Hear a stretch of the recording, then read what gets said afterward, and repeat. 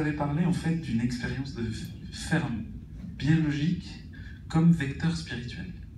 Donc, qu'est-ce qu'un vecteur spirituel et comment s'inscrit cette expérience qui est vivante, effective, comme vecteur spirituel? Bismillah, salam alaikum, bonjour, bonsoir. Merci à cette association de nous inviter déjà pour ce sujet très important qui sont les assises musulmanes de l'écologie. C'est vraiment une initiative qui mériterait de grandir, vraiment. Je trouve qu'il n'y a pas assez de monde, même s'il y a beaucoup de monde. Et effectivement, on a la chance, en 2012, d'avoir, sur les conseils c'est pas de ce côté-là qu'on devait aborder la question, mais comme il en a parlé tout à l'heure, donc on peut aller dans ce sens-là. Donc notre maître spirituel, qui depuis, il est décédé l'année dernière, donc il s'appelle Cheikh Nazim, et depuis qu'on le connaît, c'est-à-dire pour ma part depuis 25 ans, tous les disciples qui le rencontraient, et il leur conseillait d'aller vivre à la campagne. Il dit, si tu peux sortir des grandes villes, si tu peux aller vivre à la campagne, ça serait mieux.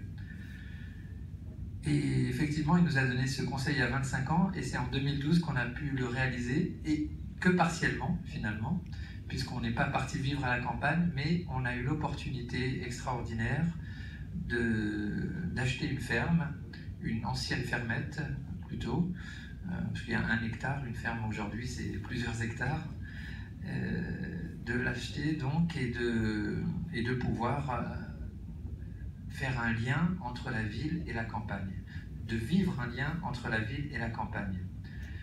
Alors, ce projet est effectivement, comme vous disiez tout à l'heure, intérieur et extérieur.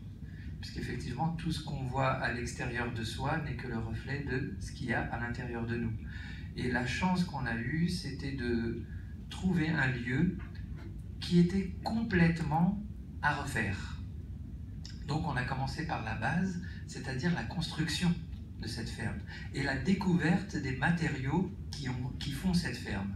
C'est une ferme qui se trouve dans le Perche, donc c'est à 170 km de Paris, à 30 km direction de Chartres, et on continue encore quelques kilomètres, donc après Châteaudun, entre Châteaudun et Vendôme. Vous êtes tous le bienvenu, toutes et tous le bienvenu. Donc au début, il a fallu construire. Il a fallu découvrir et déconstruire avant de construire, puisqu'on a trouvé par exemple une cave semi-enterrée avec un petit toit, et là on a découvert comment c'était fabriqué. On a découvert que tout était fabriqué avec du bois, avec de la terre et avec de la paille. Maison traditionnelle. Et quand on a commencé à vouloir... on a un charpentier qui est venu de Grenade, un frère charpentier qui est venu de Grenade pour nous aider.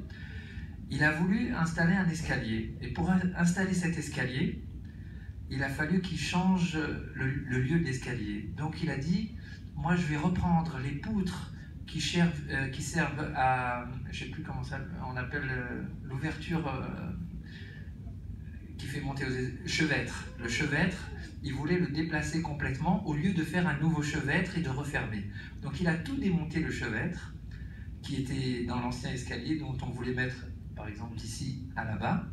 Il a démonté le chevêtre, c'est-à-dire les poutres et l'ouverture, puis il a enlevé celle qui était de l'autre côté, donc il a fermé avec celle-là et il a replacé celui-là là-bas.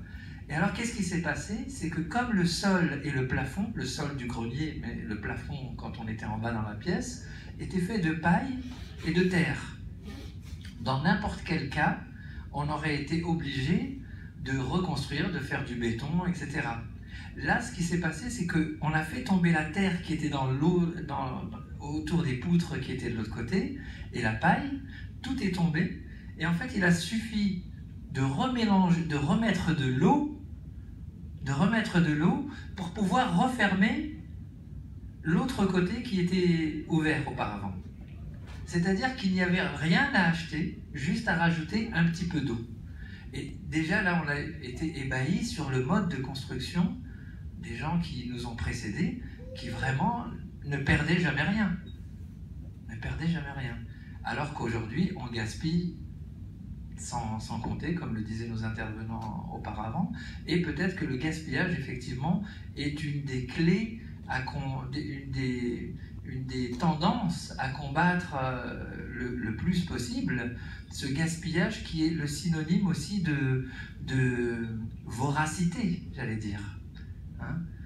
Et effectivement, c'est là où la spiritualité nous permet de nous rendre compte que la Terre nous offre tous les éléments sans avoir à venir utiliser du chimique, du ciment, etc.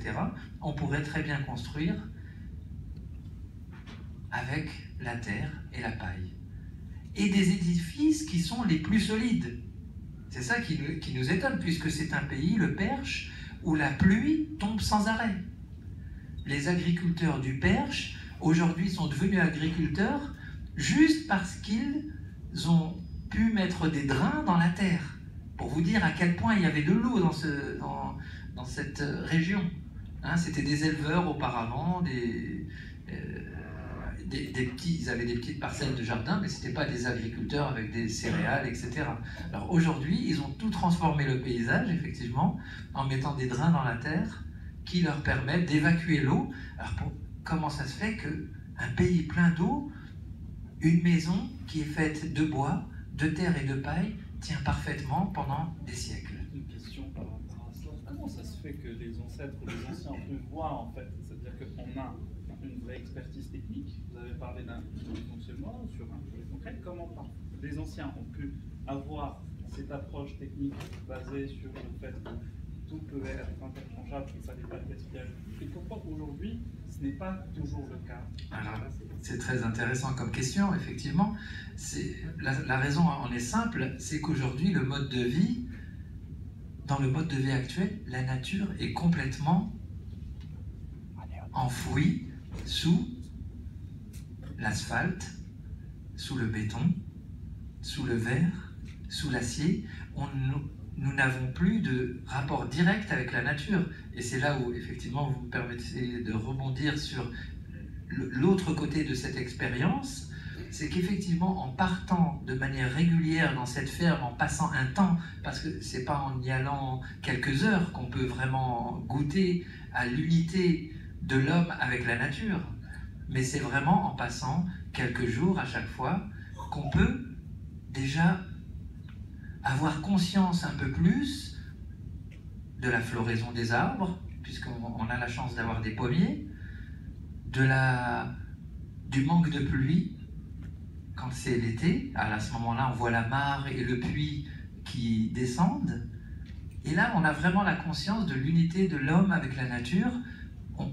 Et c'est comme ça que les anciens, comme ils n'avaient pas cette couche de béton qui les empêchait de vivre avec la nature, qu'ils étaient proches des animaux. On a aussi quelques poules là-bas, et c'est extraordinaire.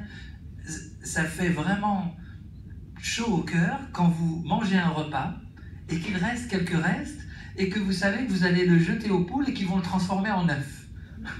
C'est extraordinaire. Et parfois on n'a pas des moutons à longueur d'année, mais il nous est arrivé de les avoir 1 ou 2 mois. Et c'est extraordinaire, le mouton, il mange de l'herbe toute la journée et il devient de la viande. C'est incroyable. Et là, vraiment, on prend conscience, parce que tout est une histoire de conscience, en fait. C'est pourquoi les hommes d'aujourd'hui ne voient pas, parce qu'ils ne sont pas conscients, toute la journée avec les publicités qui les entourent, la vie qui les force à courir, et on le voit bien, même certains de nos proches, de nos amis, parfois ont une difficulté d'aller se rendre, parce que cette vie dans les grandes villes, et si on ne fait pas, juste là on vient aussi à l'essence de la spiritualité, si on ne fait pas un effort sur soi, hein, avec une volonté ferme, en quelque sorte, pour s'extraire de cette mégapole, eh ben on va mourir dans la mégapole. Merci beaucoup pour ce